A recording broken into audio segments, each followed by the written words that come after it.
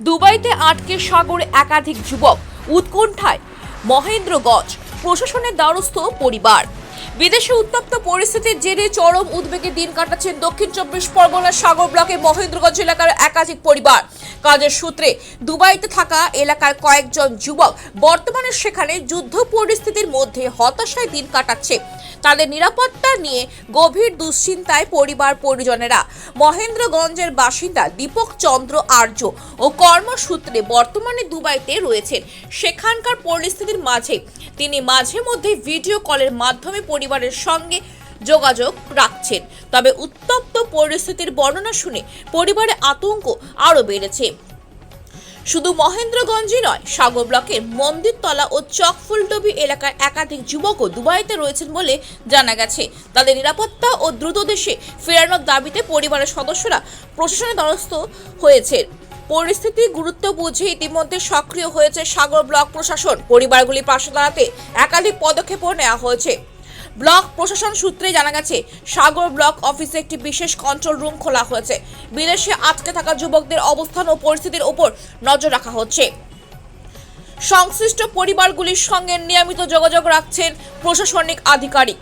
প্রশাসনের পক্ষ থেকে পরিবারগুলি আশ্বস্ত করা হয়েছে যে আটকে থাকা সুন্দরবন নিরাপদে দেশে ফিরিয়ে আনার জন্য উচ্চ পর্যায়ে যোগাযোগ ও প্রয়োজনীয় উদ্যোগ নেওয়া হচ্ছে। এদিকে প্রিয়জনদের দ্রুত সুস্থ নিরাপদে ঘরে ফেরা অপেক্ষায় দিন গুনছেন মহেন্দ্রগঞ্জ, মন্দিরতলা ও চকফুলডুবি এলাকার পরিবারগুলি।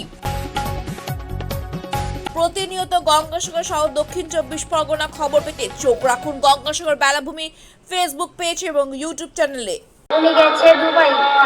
কিসের কাজ করে? উনি ওয়েল্ডারের কাজ করে। কতদিন আগে গেছে? এই 6 মাস হলো গেছে। এখন তো সেখানে যুদ্ধ চলছে, কি পরিস্থিতি, কি শেয়ার করলো? উনি বলছে যে উনি সেফটি আছে, ওখানে যুদ্ধ চলছে, কিন্তু আমি চাইবো যে উনি তাড়াতাড়ি চলে আসুন। সরকারের কাছে এটাই আমার আবেদন করছি যে উনি তাড়াতাড়ি ফিরে আসুন আর উনি যুদ্ধটা যেন বন্ধ হয়। কতটা আতঙ্কের মধ্যে আছে? খুব আতঙ্কের মধ্যে আছে, খুবই আতঙ্কের মধ্যে আছে। আপনাদের পরিবারেরই একজন বাইরে, আপনারাও কতটা? আমার হাজবেন্ড, উনি আমার হাজবেন্ড, আমরাও খুব এতে আছি। চিন্তা কি হচ্ছে না সেখানে যুদ্ধ হচ্ছে? প্রচুর চিন্তা হচ্ছে, প্রচুর চিন্তা হচ্ছে। বাড়ির লোক সবাই চিন্তায় আছে। কি নাম আপনার? আমার নাম রীতি সিং আর্য, স্বামীর নাম দীপক চন্দ্র আর্য। দেখলাম যে এখানে বোন করছে, আমরা আতঙ্কে আছি। মানে উনি আমার জামাই, তো একটা মানে চিন্তায় আমরাও আছি, মানে যে ছেলেটা ভালোভাবে ফিরে আসুক। সবাই ওরা মানে যে যে গেছে, মানে আমাদের মানে আমরা নিজেরাই ভয়ে আছি।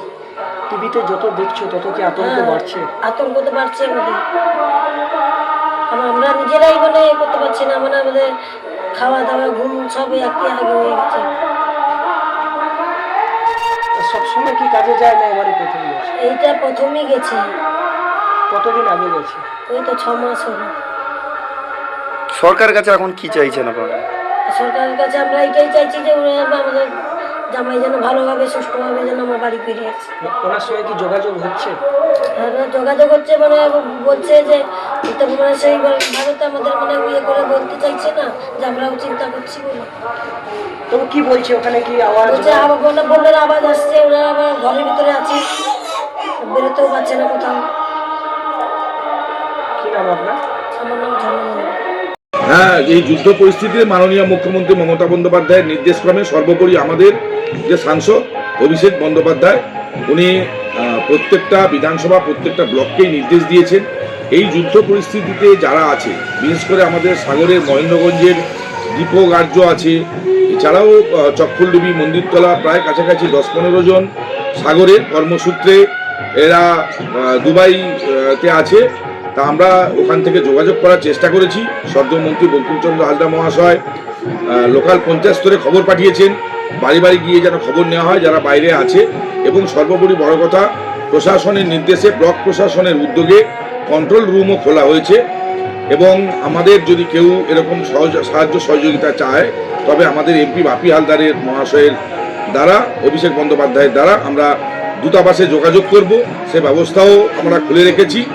তাই যারা কর্মসূত্রে দুবাই অথবা ওই যুদ্ধ লাগোয়া যেসব দেশে আছে তাদের সাহায্য সহযোগিতার জন্য আমরা সদা প্রস্তুত আছি এবং পরিবার যোগাযোগ করলে আমরা তার জন্য অবশ্যই পাশে দাঁড়াবো।